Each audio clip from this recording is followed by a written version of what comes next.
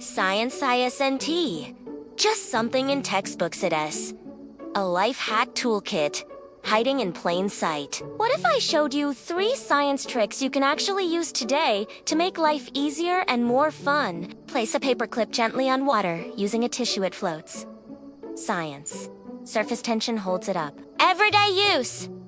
Same principle in waterproofing, soap breaking, grease, etc. Inflate a balloon, tape it on a straw, thread straw on a string, let go balloon rocket. Science.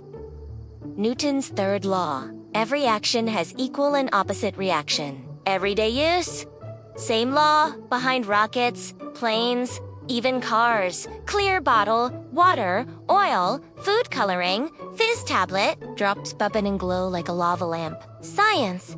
Density plus chemical reactions, co-gas. Everyday use.